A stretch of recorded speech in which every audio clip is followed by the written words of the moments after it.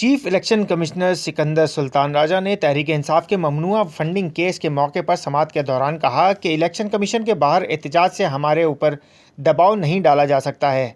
हम तमाम फैसले मेरिट पर करेंगे।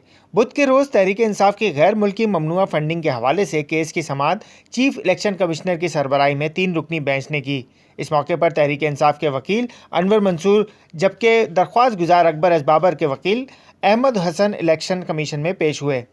समाअत के मौके पर तहरीक इंसाफ के वकील ने इस्लामाबाद हाई कोर्ट का हुक्मनामा पेश करते हुए इलेक्शन कमीशन को फैसला पढ़कर सुनाया और कमीशन से केस में इल्तिवा की इस्तदा करते हुए कहा कि जब दीगर सियासी जमातों के हवाले से स्क्रूटनी कमेटी की रिपोर्ट आ जाए तो उस वक्त सबको एक साथ सुन लें। जिस पर कमीशन के मेंबर बलूचिस्तान ने कहा कि आप कहते हैं कि स्क्रूटनी कमेटी की रिपोर्ट का इंतज़ार करें और इस फैसले में कहाँ लिखा हुआ है कि इंतज़ार करें। जिस पर तहरीक इंसाफ के वकील ने कहा कि दूसरी पार्टियों को 3 माह की तारीख दी जा रही है जबकि हमारे केस की रोज़ाना की बुनियाद पर समाअत हो रही है।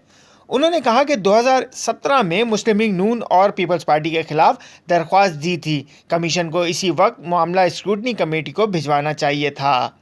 जिस पर चीफ इलेक्शन कमिश्नर ने कहा कि आप जज्बाती ना हों, आप सीनियर वकील और आपकी इज्जत करते हैं। जिस पर तहरीक इंसाफ के वकील ने कहा कि तमाम सियासी जमातों के साथ एक जैसा सलूक करना चाहिए।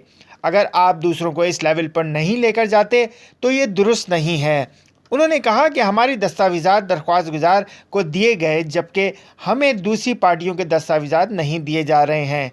जिस पर चीफ इलेक्शन कमिश्नर ने कहा कि हमने दस्तावेज़ात की फराहमी का हुक्म दे दिया है। अगर हाई कोर्ट ने हमें नोटिस किया हुआ तो हम वहां दे देंगे। जिस पर तहरीक इंसाफ के वकील ने कहा कि जब तक बाकी केसेस इस लेवल पर नहीं आएंगे ये केस भी नहीं चल सकता। चीफ इलेक्शन कमिश्नर ने तहरीक इंसाफ के वकील को मुखातिब करते हुए कहा कि आपको मर्जी की तारीखें दी थीं। उन्होंने कहा कि हमारे सामने पीटीआई, नून लीग, पीपल्स पार्टी के फंड केसेस ज़ेर इल्तिवा हैं। उन्होंने कहा कि कमीशन को अदालत ने इस केस पर पेशरफ से नहीं रोका है और इलेक्शन कमीशन केस पर कार्रवाई जारी रखेगा। जिस पर तहरीक इंसाफ के वकील ने कहा कि हाई कोर्ट ने 30 दिन में फैसला करने की कदगन हटा दी है। अभी मैंने इस केस के हवाले से बहुत से तवील दलाइल देने हैं।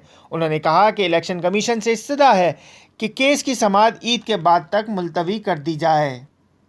जिस पर चीफ इलेक्शन कमिश्नर ने कहा कि इस केस को 8 साल हो गए हैं। जिस पर तहरीक इंसाफ के वकील ने कहा कि मैं कोशिश करूंगा कि 1 हफ्ते में दलाइल मुकम्मल कर लूं।